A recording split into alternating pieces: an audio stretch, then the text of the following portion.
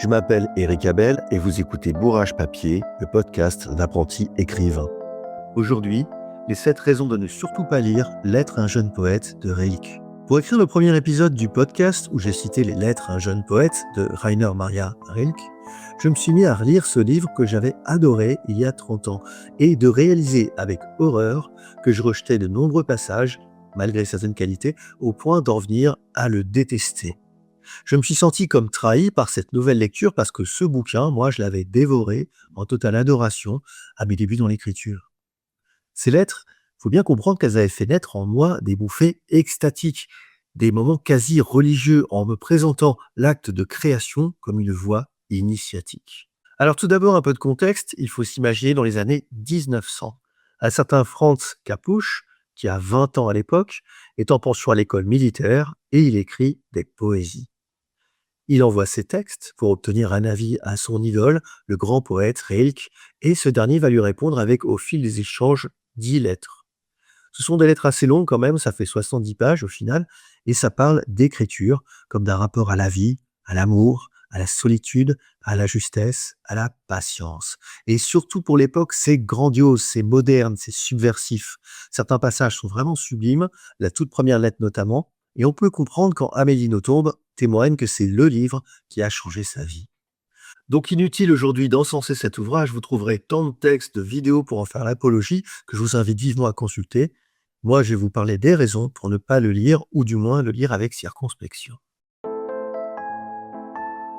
La première, c'est que les lettres à un jeune poète risquent de vous décourager d'écrire. Je l'ai déjà évoqué dans le premier épisode de Bourrage Papier, quand Rilke prétend « Il suffit selon moi de sentir que l'on pourrait vivre sans écrire pour qu'il soit interdit d'écrire ». Je me demande si tous les auteurs suivaient ce conseil, combien de livres sortiraient par an et si les ruelles des librairies ne seraient pas un peu vides. Rilke semble dire « Créer est si nécessaire, si intense, si grave » que c'est comme rentrer dans un ordre monastique. Si vraiment tu crois en l'écriture, consacre ta vie à ça, dans la beauté, mais aussi la solitude et la souffrance. En fait, c'est comme si un chef étoilé t'interdisait de cuisiner au prétexte que tu consacres pas ta vie à l'art culinaire. Moi, je dis, pourquoi pas pour toi, Rilke, si c'est ta voix, mais tes lettres, elles s'adressent à un gamin de 20 ans qui vit dans une caserne militaire. Alors laisse-lui écrire ses foutues poésies du moment que ça lui fait juste plaisir. Et j'en arrive à la seconde raison de ne pas lire ce livre, c'est la posture de Rilke, qui se place en professeur extrémiste radical. Dès sa première lettre, il défonce les poésies que Jeune France lui a envoyées. Il lui dit que ses vers sont impersonnels, même s'il y a 2 poésies qui contiennent des germes de personnalité, mais timides et encore recouverts. Et il conclut, histoire d'enfoncer le clou, néanmoins vos poèmes n'ont pas d'existence propre, d'indépendance, pas même le dernier, pas même celui à Léopardi. Il faut attendre plusieurs années et la 7e lettre sur 10 pour que le maître le complimente enfin sur une de ses poésies qu'il a trouvée belle et simple. Je cite, « Dans une forme qui permet de se mouvoir avec une calme décence. De tous les vers que j'ai lus de vous, ce sont les meilleurs. » On se demande même si Rilke ne cherche pas à décourager le jeune Franz d'écrire, jusqu'à le féliciter dans la dernière lettre de s'engager dans la carrière militaire. Au fond, les lettres à un jeune poète, c'est tout le contraire du cercle des poètes disparus, film dans lequel un professeur, à l'inverse de Rilke, conseille à ses élèves de se laisser prendre à l'exercice de la poésie, car, je cite, « Celui qui avance avec confiance dans la direction de ses rêves connaîtra un succès inattendu dans la vie ordinaire. » Alors que Rilke ne donne, lui, que dans le désespoir. Et c'est la 3e raison pour ne pas le lire. Le maître présente la création et la vie en général comme un apprentissage de la souffrance, sans aborder l'épanouissement, le plaisir, la jubilation qui peuvent aussi coexister. Parce qu'on est venu sur Terre pour souffrir, il faut des épreuves, tant de douleurs pour se forger l'âme. Après, vu l'enfance de Rilke, on peut comprendre qu'il n'y a que l'écriture qui puisse le sauver, le maintenir en vie. Juste avant lui, sa mère a une petite fille, morte au bout d'une semaine, et durant les premières années de Rilke, sa mère va le traiter comme la petite fille disparue, par exemple en lui faisant porter des robes. Ensuite, à 10 ans, son père veut en faire un soldat, il l'envoie à une académie militaire, où durant 5 ans, il se fait harceler par ses petits camarades. On le change d'école à cause de sa santé fragile, et c'est à 16 ans que Rilke quitte les horreurs de son enfance et entame une vie beaucoup plus libre. À un moment, il apprend le russe et il se rend en Russie exprès pour rencontrer Tolstoï, son idole. Mais Tolstoï est devenu un vieillard qui a renoncé à la littérature. Et il a bien changé, lui qui affirmait: «Il ne faut écrire qu'au moment où chaque fois que tu trempes ta plume dans l'encre, un morceau de ta chair reste dans l'encrier». Le voilà qui dit à Rilke qu'écrire est une entreprise vaine et frivole, incapable de rendre justice à la vie réelle. Rilke rapporte dans son journal que Tolstoï lui coupe même la parole et lui lance: «Écrire des poèmes ne sert strictement à rien». Dire ça à quelqu'un qui crève sur sa poésie, quand même, c'est dur. Mais comme pour toute souffrance, Rilke en sort grandi. Cette souffrance dans les lettres à un jeu de poète, il dit clairement qu'il faut aller à sa rencontre, au point de se refuser à toute facilité. Même l'amour auprès d'une femme, selon Rilke, il faut aller le chercher, non pas parce que c'est beau, mais parce que c'est une épreuve. Il écrit: «Il est bon aussi d'aimer car l'amour est difficile. L'amour d'un être humain pour un autre, c'est peut-être l'épreuve la plus difficile pour chacun de nous. C'est le plus haut témoignage de nous-mêmes». Et voici la quatrième raison. Rilke ramène tout à lui-même et semble n'aimer personne à part lui. Même l'amour, il le décrit plus comme une rencontre avec soi qu'avec l'autre. L'occasion unique de mûrir, de prendre forme, de devenir soi-même un monde pour l'amour de l'être aimé.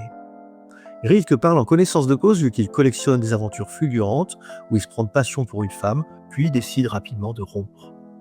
Il confiera dans d'autres lettres: «Je ne suis pas capable d'être amoureux, peut-être parce que personne ne m'a jamais bouleversé, peut-être parce que je n'aime pas ma mère».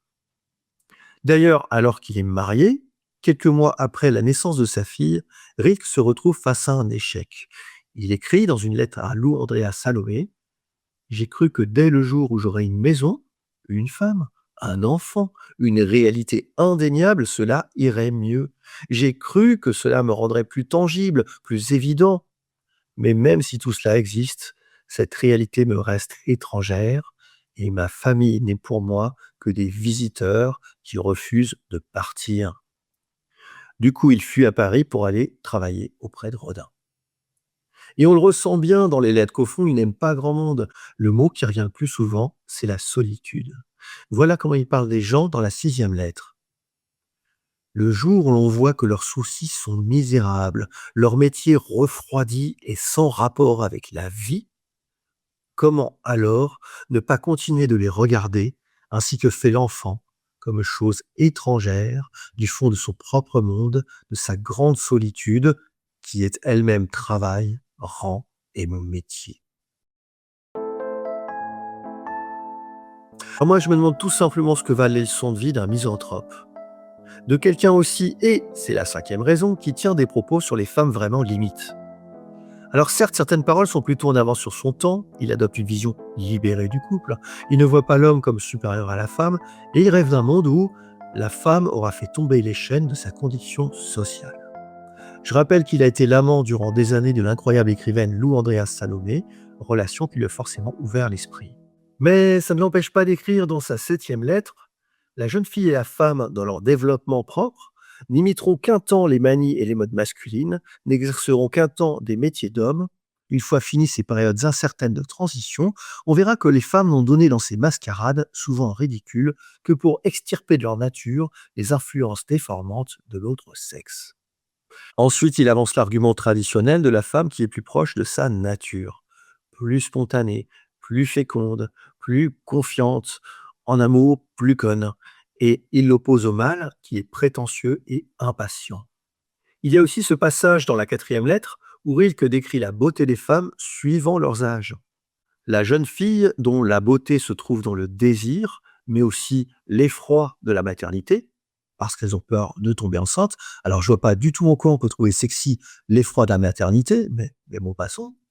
La mère dont la beauté est faite de la maternité qu'elle sert, et puis enfin, la vieille femme dont la beauté se constitue de ce grand souvenir qui vit en elle. Moi, je me demande comment un aussi grand auteur peut écrire de telles conneries.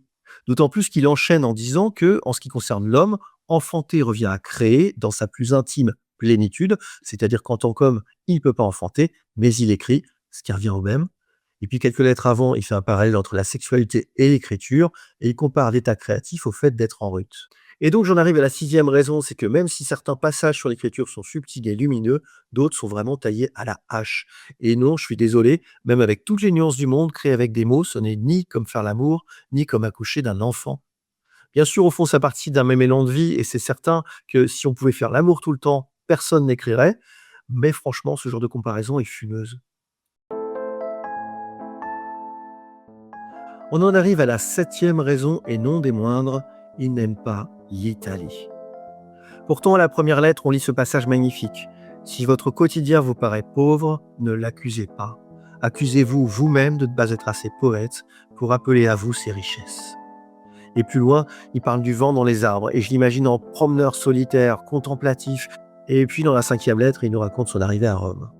Dans une tristesse accablante qui vient du souffle de musée fade et sans vie qu'elle exhale, de la multitude de ses passés qu'on est allé déterrer et que l'on conserve avec peine, un présent médiocre s'en nourrit.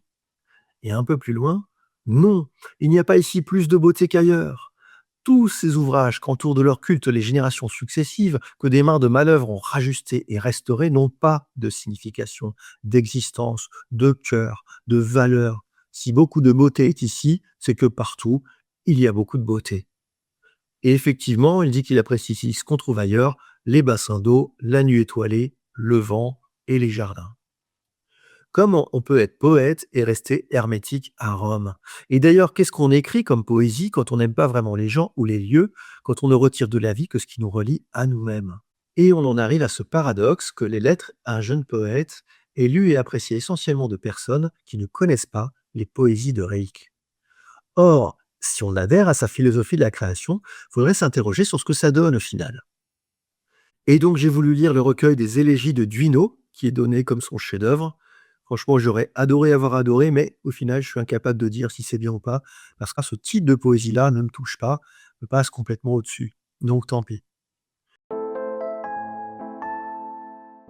En conclusion, en écho à Rilke, je voudrais évoquer l'écriture comme un acte de communication et d'amour, le fameux carpe diem du cercle des poètes disparus qui vouaient leur réunion à sucer la moelle secrète de la vie. Voilà, pour celles et ceux que ça a découragé de lire Les Lettres à un jeune poète, tant mieux parce que la vie est trop courte et qu'il y a tant d'autres excellents livres. Et pour les autres qui au contraire se disent qu'ils veulent se forger leur propre opinion en lisant les lettres, eh bien tant mieux aussi. À tout bientôt pour le prochain épisode. Comme d'habitude, likez, commentez, partagez. J'ai vraiment besoin de vous pour que vive ce bourrage papier.